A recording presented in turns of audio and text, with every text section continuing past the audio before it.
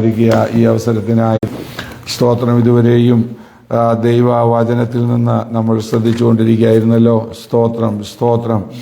ആമേൻ. നമ്മുടെ ദൈവം സംസാരിക്കുന്ന ദൈവമാണ്. സ്തോത്രം. ആ സംസാരിക്കുന്ന ദൈവത്തിൻ്റെ ആലോചന കേട്ട് നാം അനുഗ്രഹിക്കപ്പെടണമെന്ന് ദൈവം നമ്മെക്കുറിച്ച് ആഗ്രഹിക്കുന്നു. ദൈവം നമ്മോട് പറയുന്നത് ഒന്ന് മാത്രമാണ്. സ്തോത്രം. യഹോവയ്ക്ക് സ്തോത്രയാഗം അർപ്പിക്കുക. സ്തോത്രം. ദൈവത്തെ മഹത്വപ്പെടുത്തുക. സ്തോത്രം. ഹല്ലേലൂയ. ആ ദൈവത്തിൻ്റെ ആലോചന കേൾക്കുവാൻ കർത്താവ് നമ്മെ സഹായിക്കട്ടെ. ഇന്ന് പകലിൽ അല്പസമയത്തെ ധ്യാനത്തിനായി ഞാൻ കഴിഞ്ഞ ദിവസങ്ങളിൽ ധ്യാനിച്ചുകൊണ്ടിരുന്ന ഒരു വേദഭാഗം വായിച്ച് അല്പസമയം നമുക്ക് ഒരുമിച്ച് ദൈവസന്നിധിയിലായിരിക്കാം.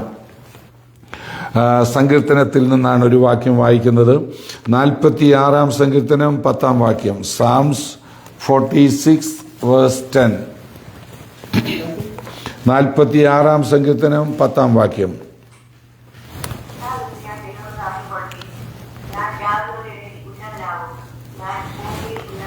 മതി. Be still and know that I am God. സ്തോത്രം. മിണ്ടാതിരുന്ന് ഞാൻ ദൈവമെന്ന് അറിഞ്ഞുകൊള്ളുവീൻ. സ്തോത്രം. ഇതൊരു ദൈവത്തിൻ്റെ ഒരു കൽപ്പനയാണ്. It's a commandment. ദൈവം അരുളി ചെയ്യുകയാണ്. It is an advice. ഏതൊരു സാഹചര്യത്തിലാണ് ഇങ്ങനെ പറയുന്നത്? നമ്മൾ ജീവിക്കുന്ന ഈ ലോകം ശബ്ദമുഖരിതമാണ്. We are living in a world with lot of noisy world, civilization. നമ്മൾ രാവിലെ അലാറം കേട്ട് ആ ശബ്ദം കേട്ട് എഴുന്നേറ്റു. ഉറങ്ങാൻ കിടക്കുന്നവരെയും നമ്മളിങ്ങനെ ഓരോരോ ശബ്ദമാ കേട്ടുകൊണ്ടിരിക്കുന്നത്. ഈ ശബ്ദമുഖരിതമായ അന്തരീക്ഷത്തിൽ എങ്ങനെയാണ് നമുക്ക് മിണ്ടാതിരിക്കാൻ പറ്റുന്നത്? വളരെ പ്രയാസമുള്ളൊരു കാര്യമാണ്. സ്തോത്രം.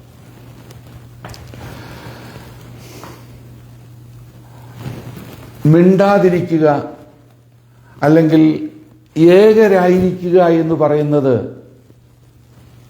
ഇഷ്ടമില്ലാത്ത ഒരു സാഹചര്യത്തിലാണ് നമ്മൾ വന്നിരിക്കുന്നത്. എവിടെ നോക്കിയാലും ആളുകൾക്കാർക്കും മിണ്ടാതിരിക്കാൻ പറ്റത്തില്ല. നമ്മളിപ്പോൾ ഫിസിക്കലി നമ്മൾ തന്നെയാണ് ഇരിക്കുന്നതെന്ന് തോന്നിയാലും നമ്മൾ മിണ്ടാതിരിക്കുന്നില്ല. കാര്യം നമ്മുടെ കയ്യിൽ മൊബൈൽ ഫോണുണ്ട്. ഒന്നുകിൽ നമ്മൾക്ക് ടെസ്റ്റ് വന്നുകൊണ്ടിരിക്കുകയാണ്, അല്ലെങ്കിൽ നമ്മൾ ടെസ്റ്റ് അയച്ചുകൊണ്ടിരിക്കുകയാണ്, അല്ലെങ്കിൽ ഇമെയിൽ നമ്മൾ കേട്ടുകൊണ്ടിരിക്കുകയാണ്, വായിച്ചുകൊണ്ടിരിക്കുകയാണ്. നമ്മൾ കമ്മ്യൂണിറ്റിയുമായിട്ട് കണക്റ്റഡ് ആണ്. നമ്മൾ ഫിസിക്കലി നമ്മൾ തന്നെ ഇരിക്കുന്നത്, പക്ഷെ നമ്മൾ തന്നെയല്ല. നമ്മൾ കമ്മ്യൂണിക്കേറ്റ് ചെയ്തുകൊണ്ടിരിക്കുകയാണ്. നമുക്ക് തന്നെ ഇരിക്കാൻ പറ്റത്തില്ല. ഇവിടെ നമ്മുടെ വീട്ടിൽ ഒരു ജോലിക്കായിട്ടൊരു ഒരാളെ വിളിച്ച് ഒരു ജോലി ചെയ്യുവാണെങ്കിൽ അവർ ശാന്തമായി നിന്ന് ജോലി ചെയ്യത്തില്ല. അവരൊരു റേഡിയോ ഓൺ ചെയ്ത് വെച്ചിരിക്കും. ആ ശബ്ദം കേട്ടുകൊണ്ടാണ് അവർ ജോലി ചെയ്യുന്നത്. നമ്മൾ വിചാരിക്കും എങ്ങനെ അവർക്കത് പറ്റുന്നതെന്ന്. പക്ഷെ അത് കേട്ടില്ലെങ്കിൽ അവർക്ക് പറ്റത്തില്ല. അങ്ങനെയുള്ളൊരു അന്തരീക്ഷമാണ്. ഈ ലോകത്തോട് ദൈവം പറയുകയാണ്,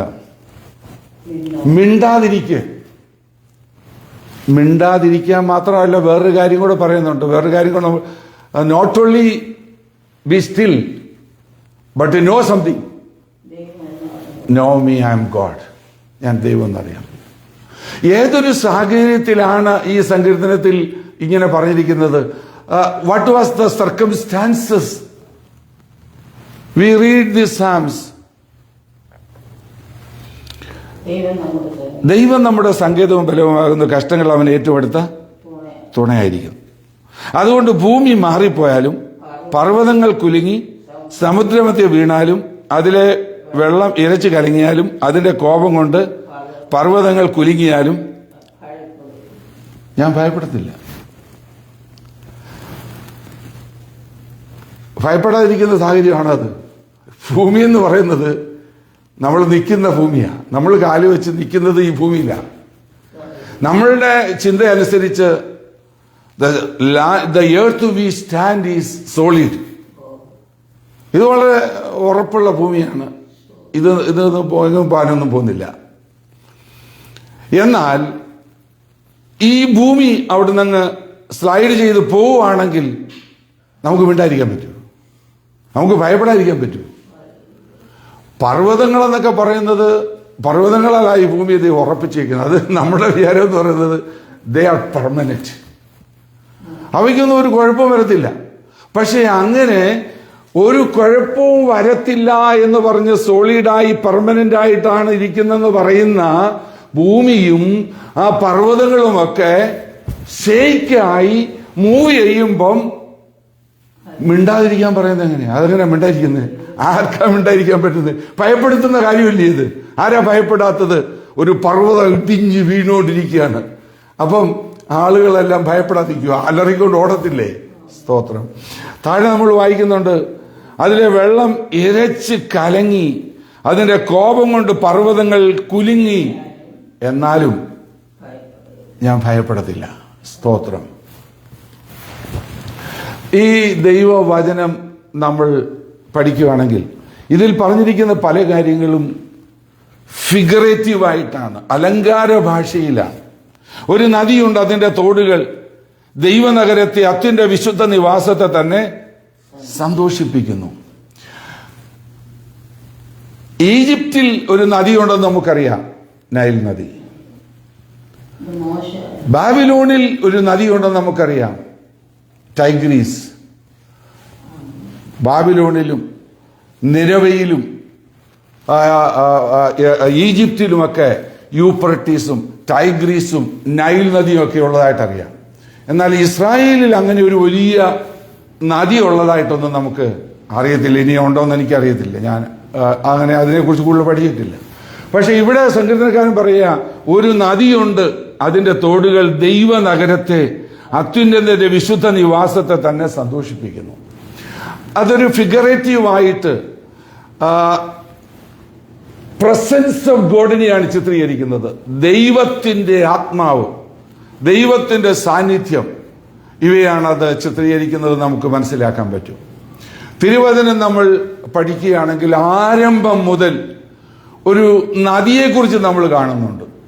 ഏദൻ തോട്ടത്തിൽ തോട്ടം നനയ്ക്കുവാനായിട്ടൊരു നദി ഉണ്ടായിരുന്നു. അത് 4 ശാഖകളായി പിരിഞ്ഞിരുന്നു. എസെക്കിയേൽ പ്രവാചകൻ പറയുന്നുണ്ട്, ആലയത്തിലെ ഉമ്മരപ്പടിയുടെ കീഴിൽ നിന്നൊരു നദി പുറപ്പെട്ടു വരുന്നു. ആ നദി ഒഴുകി ഒഴുകി ഒഴുകി ചാവുകടലിലേക്ക് പോകുന്നു. ചാവുകടലിലെ വെള്ളം അത് പഥ്യമായി തീരുന്നു. ആ നദിയുടെ ഇരു കരകളിലും വൃക്ഷങ്ങളുണ്ട്. വിവിധ നിലകളിലുള്ള ഫലങ്ങൾ അത് കായ്ക്കുകയാണ്. എല്ലാ മാസവും ഡിഫറെന്റ് ഫ്രൂട്ട്സ് ആണ് കായ്ക്കുന്നത്. അതുപോലെ തന്നെ ആ നദി അതിന്റെ ഇലയെന്ന് പറയുന്നത് ഹീലിംഗ് പവർ ഉള്ളതാണ്. അതിന്റെ ഇല രോഗശാന്തിക്ക് ഉതകുന്നതാണ്. ഇങ്ങനെയുള്ളൊരു നദിയെക്കുറിച്ച് നമ്മൾ വായിക്കുന്നുണ്ട്. There is a river in Ezekiel chapter 47. That river purifies the Dead Sea water. Dead Sea water is dead water. There is no life there. No life can stay there. അവിടെ ഒന്നും അത് താണു കിടക്കത്തില്ല. എല്ലാം വെള്ളത്തിന് മുകളിൽ ഇങ്ങനെ പൊങ്ങിക്കിടക്കത്തേ ഉള്ളൂ. അങ്ങനെയുള്ള ഒരു നദിയാണത്. എന്നാൽ ആ നദിയിലെ അതിന്റെ കേടൊക്കെ പോക്കി ഇത് പഥ്യമാക്കുന്നു എന്നാണ് പറഞ്ഞേക്കുന്നത്. വേറൊരു വാക്യത്തിൽ നമ്മൾ ഇങ്ങനെ വായിക്കുന്നത്, യേശു പറഞ്ഞു, ഉത്സവത്തിന്റെ മഹാദിനമായ ഒടുക്കൽ നാൾ യേശു എന്നുകൊണ്ട് പറഞ്ഞു, ദാഹിക്കുന്നവനെല്ലാം എന്റെ അരികിൽ വന്ന് കുടിക്കട്ടെ, എന്നിൽ വിശ്വസിക്കുന്നതിന് ഉള്ളിൽ നിന്നും ജീവജല നദി ഒഴുകും. ആ ലിവിങ് വാട്ടറിനെ കുറിച്ച് യേശു പറഞ്ഞു. വെളിപ്പാട് പുസ്തകം 22-ാം അധ്യായത്തിൽ ഒരു കണ്ണാടി കടലിനൊത്ത ക്രിസ്റ്റൽ റിവറിനെ കുറിച്ച് നമ്മൾ വായിക്കുന്നു. സങ്കീർത്തനത്തിൽ നമ്മൾ വായിക്കുന്നു, യഹോവയുടെ ന്യായപ്രമാണത്തിൽ സന്തോഷിച്ച് അവന്റെ വചനത്തെ രാപകൽ ധ്യാനിക്കുന്ന മനുഷ്യൻ ഭാഗ്യവാനാണ്. അവൻ ആറ്റരികത്ത് നട്ടിരിക്കുന്ന a tree planted near the banks of river. അതെന്ന് പറഞ്ഞാൽ ഇങ്ങനെ വെള്ളം വലിച്ചു കുടിച്ചിട്ട് ഭയങ്കര സ്റ്റെബിലിറ്റിയാണ്, സ്ട്രോങ് ആണ്. സ്റ്റെബിലിറ്റി ആയിട്ട് നിൽക്കുന്ന സ്ട്രോങ് ആയിട്ടൊരു മരത്തെക്കുറിച്ച് നമ്മൾ വായിക്കുന്നത്. അതിന്റെ ഇല വാടത്തില്ല, അതെപ്പോഴും ഇങ്ങനെ പച്ചയായിരിക്കും. അപ്പൊ ഈ ഒരു വൃക്ഷത്തെ നമ്മൾ തിരിച്ചറിയുന്നത് എങ്ങനെയാ? How can be recognise different trees? അതിന്റെ ലീവ്സും ഫ്രൂട്ട്സും ഒക്കെയാണ് തിരിച്ചറിയുന്നത്. മാവ് കണ്ടാൽ നമുക്കറിയാം അതിന്റെ ഇല മാവാണെന്ന്. Mango tree, we know this is mango tree with that leaves. We know jackfruit tree because of its leaves. Leaves ആണ് ഒരു വൃക്ഷത്തെ തിരിച്ചറിയുന്നത്. അപ്പോ ഇവിടെ സങ്കീർത്തനത്തിൽ പറഞ്ഞിരിക്കുന്ന വാക്യത്തിലേക്ക് ഞാൻ വരികയാണ്. മനുഷ്യര് വിചാരിക്കുന്നതായ ഇത് സോളിഡാണ്, ഇത് പെർമനന്റ് ആണ്, ഇത് സ്ട്രോങ് ആണ് എന്ന് വിചാരിക്കുന്ന പല കാര്യങ്ങൾക്കും ചിലപ്പോൾ അതെല്ലാം ചിലപ്പം മാറും, നീക്കം വരും. അങ്ങനെയല്ല ഈ ദിവസങ്ങളിൽ നമ്മൾ കണ്ടുകൊണ്ടിരിക്കുന്നത്, കേട്ടുകൊണ്ടിരിക്കുന്നത്. കഴിഞ്ഞ ദിവസം US പ്രാർത്ഥനയ്ക്ക് കടന്നു വന്ന ആ ഉഷ എന്ന് പറയുന്ന സഹോദരി പറഞ്ഞൊരു കാര്യം നിങ്ങൾക്ക് ഓർമ്മയുണ്ടല്ലോ. അവളോട് കൂടെ ജോലി ചെയ്ത ഒരാളിന്റെ ഒരു ലേഡിയുടെ ഹസ്ബൻഡ് വേറൊരു സ്റ്റേറ്റിൽ ജോലിക്ക് പോയി, ഇന്റർവ്യൂവിന് പോയി. ആ ഹോട്ടലിൽ അദ്ദേഹം താമസിക്കായിരുന്നു. അവിടെ താമസിക്കുന്ന ഹോട്ടലിൽ രാവിലെ നോക്കിയപ്പം മരിച്ചു കിടക്കുന്നു. അങ്ങനെ ആരെങ്കിലും വിചാരിച്ചതാണോ? ഒരു ഇന്റർവ്യൂവിന് പോകുന്ന മനുഷ്യനല്ലേ അത്. അദ്ദേഹത്തിന് ആ ജോലി കിട്ടും, സ്മാർട്ടാണ്, ഒരു കുഴപ്പം വരത്തില്ല എന്ന് വിചാരിച്ച കാര്യത്തിന് പെട്ടെന്ന് മാറ്റം വന്നു. എത്രയോ പേരാണ് ചെറിയൊരു വേദനയായിട്ട് ഹോസ്പിറ്റലിലേക്ക് കടന്നു പോകുന്നു.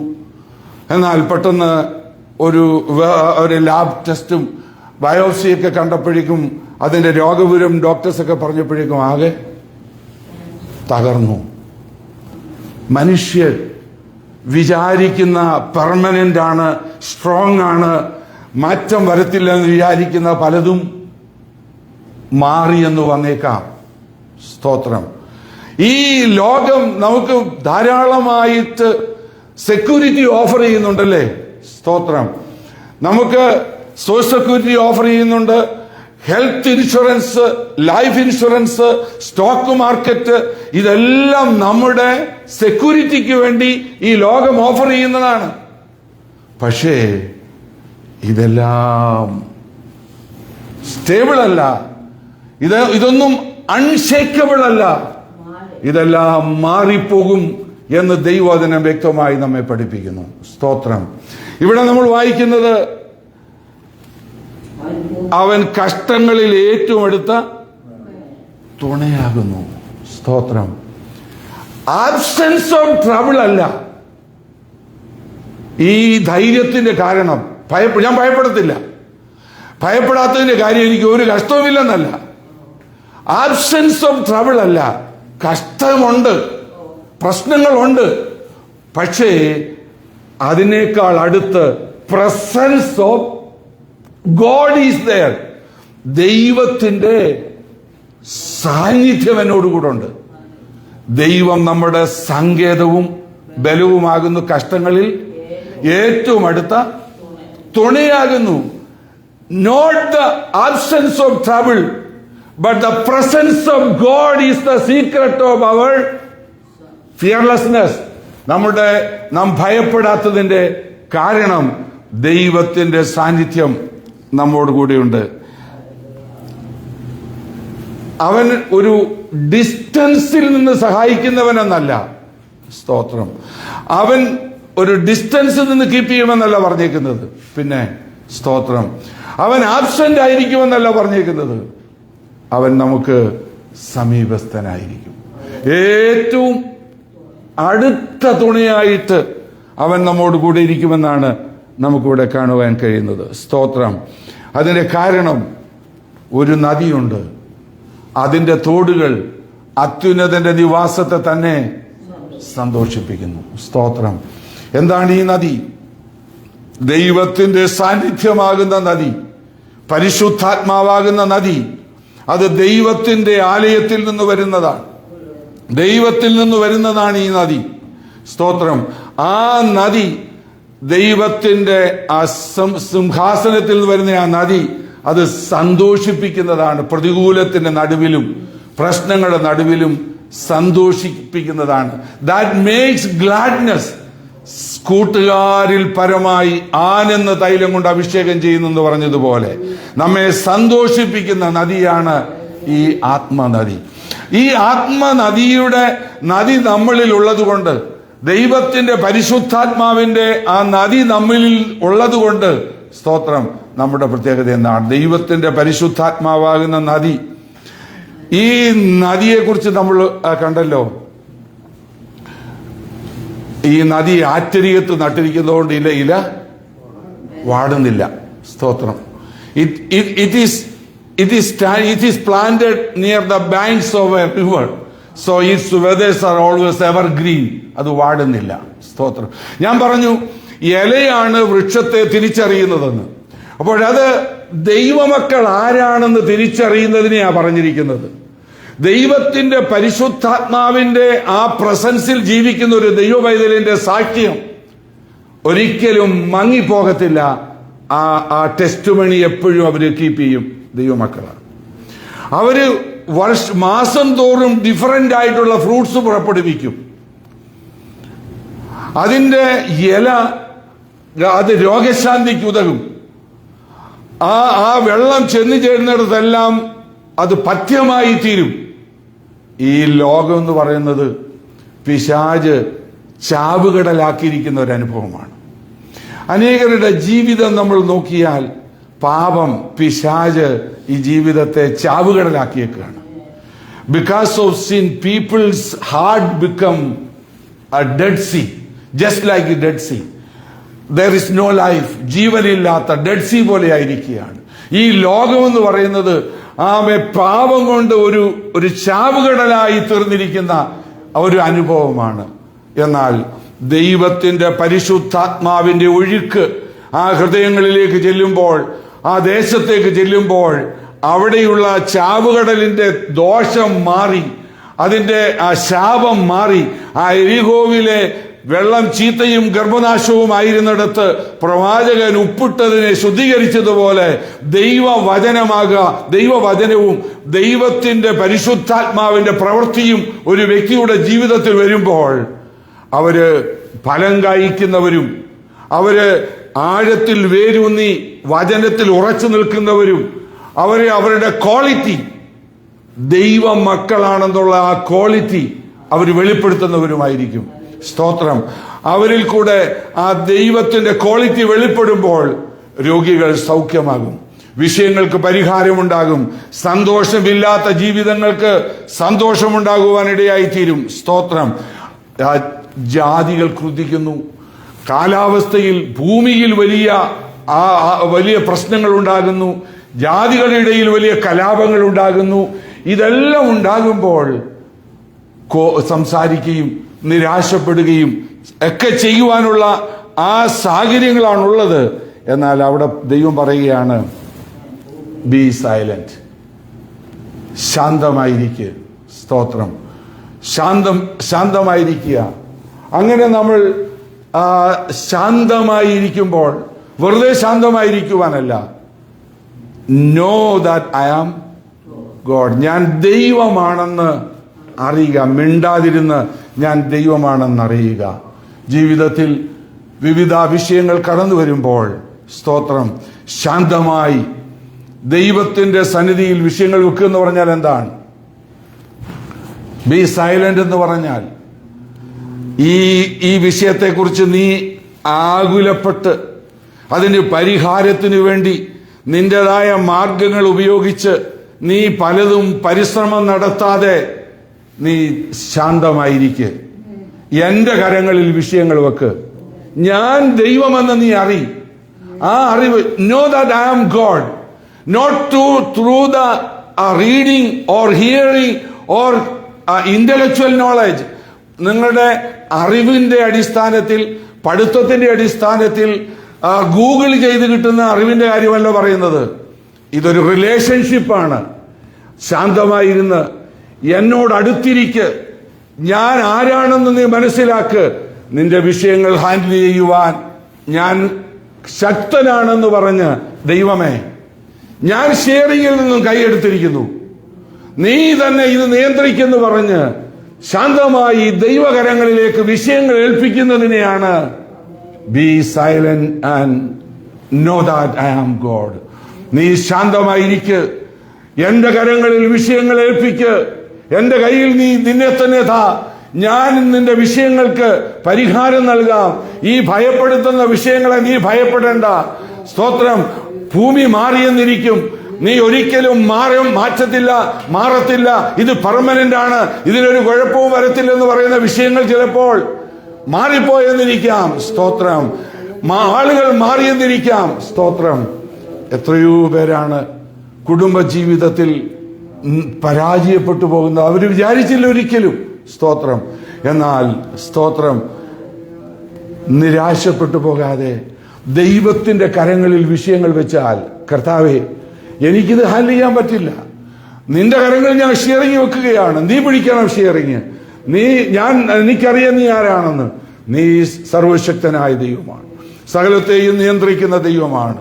ആ ദൈവത്തിന്റെ കരങ്ങളിൽ നമ്മൾ വെച്ചാൽ, സ്തോത്രം, നമ്മളുടെ സ്ട്രെസ് മാറിയിട്ട്, നമ്മളുടെ പരിശ്രമം മാറിയിട്ട്, സ്തോത്രം, ആ ദൈവത്തിൽ ആശ്രയിക്കാൻ നമ്മൾ ഏൽപ്പിച്ചു കൊടുക്കുകയാണ്.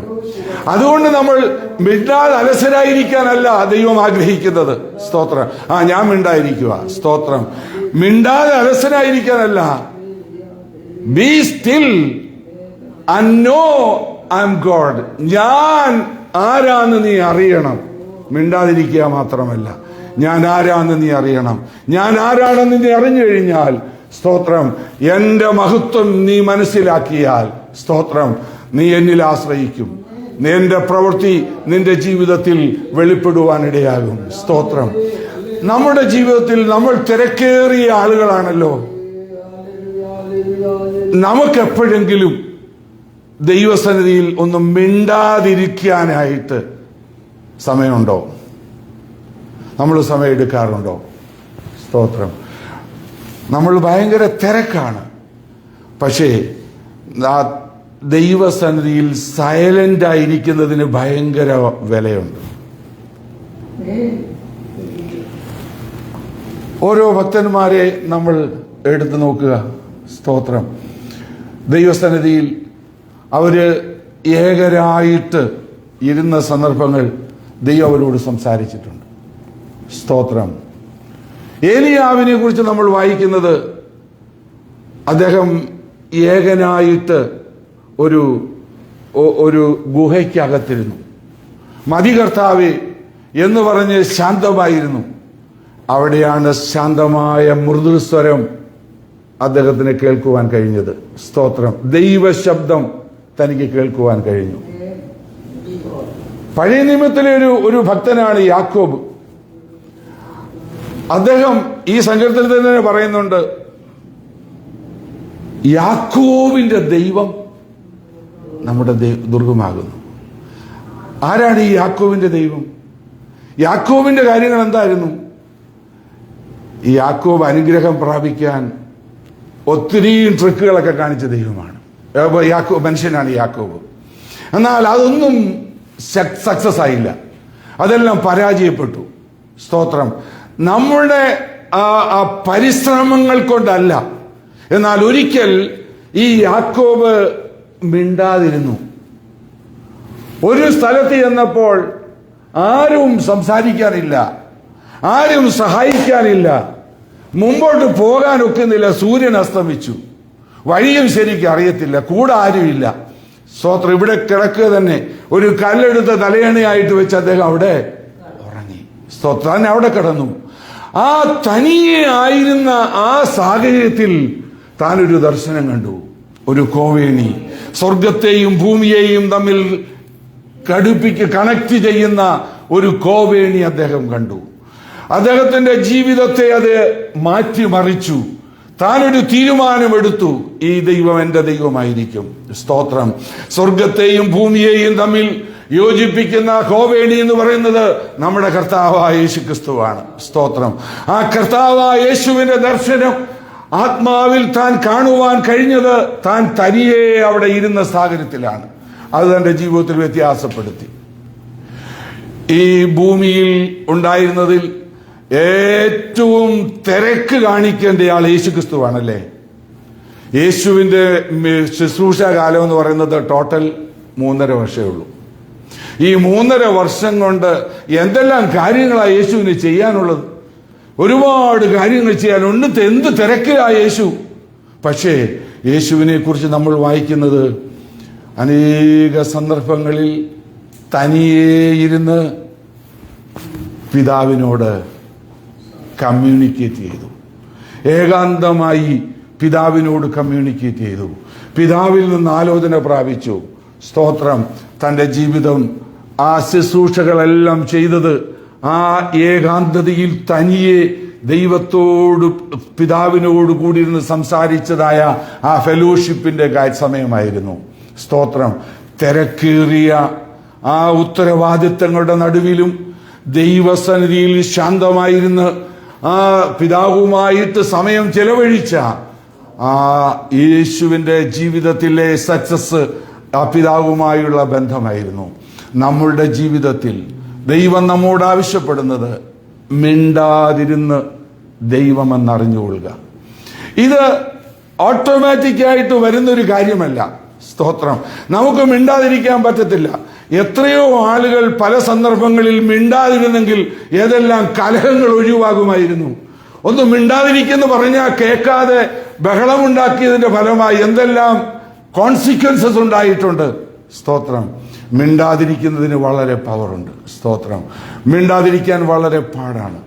ഒരു ദിവസം അല്പം മിനിറ്റുകൾ ആരംഭിച്ച് ഒന്നും മിണ്ടാതെ, TV ഓൺ ചെയ്യാതെ, TV പറയുന്ന പ്രസംഗങ്ങളൊന്നും കേൾക്കാതെ, ഫോണിൽ ഒന്നും ഇടപെടാതെ ശാന്തമായി 5 മിനിറ്റ് ദൈവസന്നിധിയിൽ ഇരുന്ന്, ദൈവമേ ഞാൻ നിന്റെയാണ്, ഈ ദിവസം നീ എനിക്ക് തന്നല്ലോ, നീ എന്നെ നിയന്ത്രിച്ചാട്ടെ, നിന്റെ ഇഷ്ടം എൻ്റെ ജീവിതത്തിൽ നടക്കട്ടെ, നിന്റെ ഹിതം എന്താണെന്ന് പറഞ്ഞ് ദൈവത്തോട് നമ്മൾ അല്പസമയം ഒന്ന് സംസാരിച്ച് മറ്റുള്ള കാര്യങ്ങളിൽ നിന്നെല്ലാം ഒന്ന് മാറിയിരുന്നാൽ, സ്തോത്രം, ദൈവം നമ്മോട് സംസാരിക്കാനിടയാകും. നമ്മുടെ ദൈവം ആരാണെന്ന് നമുക്ക് ഗ്രഹിക്കുവാനിടയായിത്തീരും. സ്തോത്രം. വലിയ ദർശനം പ്രാപിച്ച ആളായിരുന്നു മോശയാണ് സമാഗമന കൂടാരത്തിന്റെ കാര്യങ്ങളെല്ലാം പറഞ്ഞു കൊടുത്തത്. എന്തുമാത്രം കാര്യങ്ങളാ അവിടെ അതിനകത്തുള്ളത്. ഇതൊക്കെ ഒരു മനുഷ്യന് അല്പസമയം ഇങ്ങനെ കുറെ ദിവസങ്ങൾ ഇരുന്ന് ദൈവത്തോട് ഇരുന്നതിന് ശേഷം ഇതെല്ലാം കേട്ടിട്ട് ഓർത്തിരുന്നതെല്ലാം എഴുതാനെ കൊണ്ട് പറ്റുന്ന കാര്യമാണോ? അദ്ദേഹത്തോട് പറഞ്ഞു, മോശേ, യോശുവ അവിടെ നിൽക്കട്ടെ, അവരെല്ലാം താഴ്വരെ നിൽക്കട്ടെ, നീ കയറി വരാൻ പറഞ്ഞു. ചില ദിവസങ്ങൾ മോശ മേഘത്തിൻ കീഴിലായിരുന്നു. ഒരു കമ്മ്യൂണിക്കേഷനും ഇല്ല. അഹരോനോട് സംസാരിക്കാൻ പറ്റത്തില്ല, താഴെയുള്ള എൽഡേഴ്സിനോട് സംസാരിക്കാൻ പറ്റത്തില്ല, ആരോട് സംസാരിക്കാൻ പറ്റത്തില്ല. മേഘത്തിൻ കീഴിലായിരുന്നു. തന്റെ ബ്രെയിൻ മുഴുവനും വേറൊരു അന്തരീക്ഷത്തിലേക്ക് മാറി.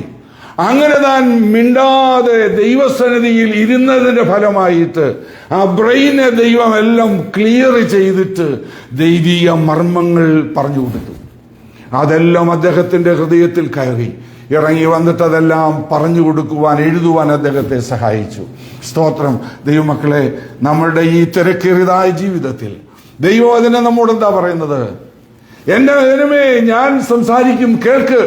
ദൈവം ഇതാ പറയുന്നത്, നീ മിണ്ടാതിരിക്ക്, നീ മിണ്ടാതിരുന്ന് ഞാൻ ദൈവമെന്ന് അറിയ്, എന്റെ കയ്യിൽ കാര്യങ്ങൾ ഏൽപ്പിക്ക്, ഞാനത് ഹാൻഡിൽ ചെയ്തോളാം. ഞാൻ സകലത്തെയും വാക്കുകൊണ്ടുണ്ടാക്കിയ ദൈവമാണ്. എനിക്ക് കഴിയാത്തൊരു കാര്യവുമില്ല, എനിക്കറിയാത്തൊരു കാര്യവുമില്ല. സ്തോത്രം. ആ ദൈവത്തിന്റെ കരങ്ങളിൽ നമുക്ക് നമ്മുടെ കാര്യങ്ങളെ നമുക്ക് ഏൽപ്പിക്കാം. ദൈവസന്നിധിയിൽ നിന്ന് മിണ്ടാതിരിക്കാം. നമ്മൾ ആ ആറ്റരികത്ത് നട്ടിരിക്കുന്ന വൃക്ഷം പോലെ ആയിരിക്കണം. ദൈവത്തിന്റെ പരിശുദ്ധാത്മാവാകുന്ന നദിയുടെ